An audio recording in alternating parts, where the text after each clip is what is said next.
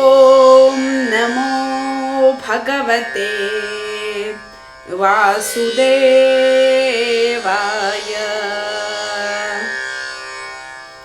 ಹರೇ ಕೃಷ್ಣ. ನಾವೀಗ ಶ್ರೀಮದ್ ಭಾಗವತದಲ್ಲಿ 1ನೇ ಸ್ಕಂದದ 13ನೇ ಅಧ್ಯಾಯದಲ್ಲಿದ್ದೇವೆ. ಇವತ್ತಿನ ಶ್ರೀಮದ್ ಭಾಗವತದ ಶ್ಲೋಕ 1ನೇ ಸ್ಕಂದದ 13ನೇ ಅಧ್ಯಾಯದ 59ನೆಯ ಶ್ಲೋಕ. ವಿದುರಸ್ತು ತದಾಶ್ಚರ್ಯಂ ನಿಶಾಮ್ಯ ಕುರುನಂದನ ಹರ್ಷಶೋಕಯುತಸ್ತಸ್ಮಾದ್ ಗಂತಾ ತೀರ್ಥ ನಿಷೇವಕಃ.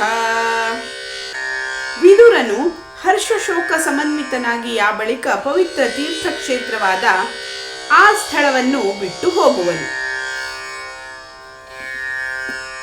विदुर जी हर्ष शोक समन्वित होके बाद में पवित्र तीर्थ क्षेत्र उस क्षेत्र को छोड़ते हैं.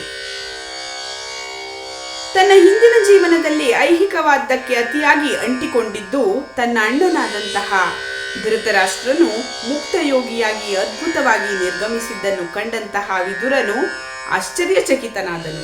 ಹೇಗೆ ಇರಲಿ, ವಿದುರನಿಂದಾಗಿ ಅವನ ಅಣ್ಣ ಬದುಕಿನ ಸ್ಪೃಹಣೀಯ ಗುರಿಯನ್ನ ತಲುಪಿದನು. ಆದ್ದರಿಂದ ವಿದುರನು ಇದನ್ನು ತಿಳಿದಾಗ ಹರ್ಷಪಟ್ಟನು. ಆದರೆ ತನ್ನ ಅಣ್ಣನನ್ನು ಶುದ್ಧ ಭಕ್ತನನ್ನಾಗಿ ಪರಿವರ್ತಿಸಲು ಸಾಧ್ಯವಾಗಲಿಲ್ಲವೆಂದು ದುಃಖಿತನಾದನು. ಧೃತರಾಷ್ಟ್ರನು ಭಗವಂತನ ಭಕ್ತರಾದ ಎಲ್ಲ ಪಾಂಡವರಲ್ಲಿ ದ್ವೇಷ ಉಳ್ಳವನಾದ್ದರಿಂದ ವಿದುರನು ಹಾಗೆ ಮಾಡಲು ಸಾಧ್ಯವಾಗಲಿಲ್ಲ. ವೈಷ್ಣವನ ಪಾದಗಳಲ್ಲಿ ಮಾಡುವ ಅಪರಾಧ ಭಗವಂತನ ಪಾದಕಮಲಗಳಲ್ಲಿ ಮಾಡುವ ಅಪರಾಧಕ್ಕಿಂತ ಹೆಚ್ಚು ಅಪಾಯಕರವಾಗಿದ್ದಾಗಿದೆ. ಧೃತರಾಷ್ಟ್ರನ ಹಿಂದಿನ ಬದುಕು ಅತ್ಯಂತ ಲೌಕಿಕವಾದದ್ದಾಗಿತ್ತು. ಅಂತಹ ಬದುಕನ್ನು ನಡೆಸಿದಂತಹ ತನ್ನ ಅಣ್ಣನ ಮೇಲೆ ಕೃಪೆ ತೋರುವಲ್ಲಿ ವಿದುರನು ಖಂಡಿತವಾಗಿಯೂ ಅತ್ಯಂತ ಉದಾರನಾಗಿದ್ದನು. ಅಂತಿಮವಾಗಿ ಈ ವರ್ತಮಾನದ ಬದುಕಿನಲ್ಲಿ ಅಂತಹ ಕೃಪೆಯ ಫಲವು ಸರ್ವಶ್ರೇಷ್ಠ ಭಗವಂತನ ಸಂಕಲ್ಪವನ್ನೇ ಖಂಡಿತವಾಗಿಯೂ ಅವಲಂಬಿಸಿರುತ್ತದೆ. ಆದ್ದರಿಂದ ಧೃತರಾಷ್ಟ್ರನು ಮುಕ್ತಿಯನ್ನು ಮಾತ್ರ ಪಡೆದನು. ಅಂತಹ ಅನೇಕ ಬದುಕಿನ ಮುಕ್ತ ಸ್ಥಿತಿಯ ಬಳಿಕ ಭಕ್ತಿ ಸೇವೆಯ ಸ್ಥಿತಿಯನ್ನ ಪಡೆಯಬಹುದಾಗಿದೆ. ವಿದುರನು ತನ್ನ ಅಣ್ಣ ಅತ್ತಿಗೆಯರ ಮರಣದಿಂದ ನಿಜಕ್ಕೂ ಅತ್ಯಂತ ದುಃಖಿತನಾಗಿದ್ದನು. ಅಂತಹ ಶೋಕವನ್ನು ಉಪಶಮನ ಮಾಡುವುದಕ್ಕೆ ಒಂದೇ ಒಂದು ಉಪಾಯವೆಂದರೆ ತೀರ್ಥಯಾತ್ರೆಗಾಗಿ ಹೊರಡುವುದೇ ಆಗಿತ್ತು. ಹೀಗಾಗಿ ತನ್ನ ಬದುಕುಳಿದ ಚಿಕ್ಕಪ್ಪ ವಿದುರನನ್ನು ಮರಳಿ ಕರೆಯಲು ಮಹಾರಾಜ ಯುಧಿಷ್ಠಿರನಿಗೆ ಅವಕಾಶವೇ ಇಲ್ಲದಾಗಿತ್ತು. ಮುಂದಿನ ಶ್ಲೋಕ 60ನೆಯ ಶ್ಲೋಕ, ಈ ಅಧ್ಯಾಯದ ಕೊನೆಯ ಶ್ಲೋಕ. ಇತ್ಯುಕ್ತ್ವಾ ಥಾರುಹತ್ ಸ್ವರ್ಗಂ ನಾರದಃ ಸಹ ತುಂಬುರುಃ ಯುಧಿಷ್ಠಿರೋ ವಚಸ್ತಸ್ಯ ಹೃದಿ ಕೃತ್ವಾ ಜಹಾಚ್ಯುಚಃ.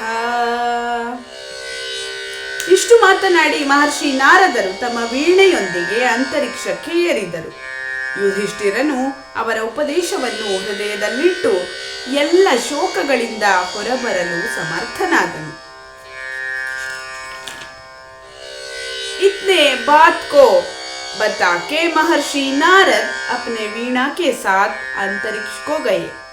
युधिष्ठिर उनके उपदेशों को हृदय में रखे सब शोकों से बाहर आने में समर्थ हुआ.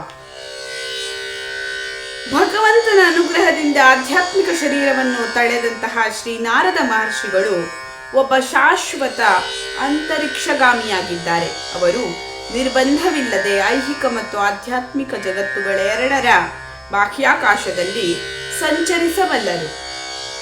ಅನಂತ ಆಕಾಶದಲ್ಲಿರುವ ಯಾವುದೇ ಲೋಕಕ್ಕೂ ಕ್ಷಣಾರ್ಧದಲ್ಲಿ ಹೋಗಬಲ್ಲರು. ಅವರು ಪೂರ್ವಜನ್ಮದಲ್ಲಿ ದಾಸಿಯೋರ್ವಳ ಮಗನಾದುದನ್ನ ನಾವು ಆಗಲೇ ಚರ್ಚಿಸಿದ್ದೇವೆ. ಶುದ್ಧ ಭಕ್ತರ ಸಂಘದಿಂದಾಗಿ ಅವರು ಅಂತರಿಕ್ಷಗಾಮಿಯ ಸ್ಥಿತಿಗೆ ಏರಿದ್ದರು. ತನ್ಮೂಲಕ ಸಂಚಾರ ಸ್ವಾತಂತ್ರ್ಯವನ್ನ ಪಡೆದಿದ್ದರು. ಆದ್ದರಿಂದ ಪ್ರತಿಯೊಬ್ಬರು ನಾರದ ಮುನಿಗಳ ಹೆಜ್ಜೆಗಳನ್ನು ಅನುಸರಿಸಲು ಪ್ರಯತ್ನಿಸಬೇಕು. ಐಹಿಕ ಸಾಧನಗಳಿಂದ ಇತರ ಲೋಕಗಳನ್ನು ತಲುಪುವ ನಿಷ್ಫಲ ಪ್ರಯತ್ನ ಮಾಡಬಾರದು. ಮಹಾರಾಜ ಯುಧಿಷ್ಠಿರನು ಧಾರ್ಮಿಕ ರಾಜನಾಗಿದ್ದನು. ಆದ್ದರಿಂದ ಅವನು ಸಾಂದರ್ಭಿಕವಾಗಿ ನಾರದ ಮುನಿಗಳನ್ನು ಕಾಣಬಲ್ಲವನಾಗಿದ್ದನು.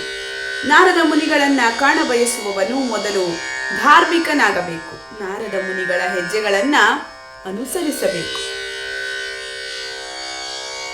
ಧನ್ಯವಾದಗಳು. ಲೋಕಾಹ ಸಮಸ್ತಾಹ ಸುಖಿನೋ ಭವಂತು.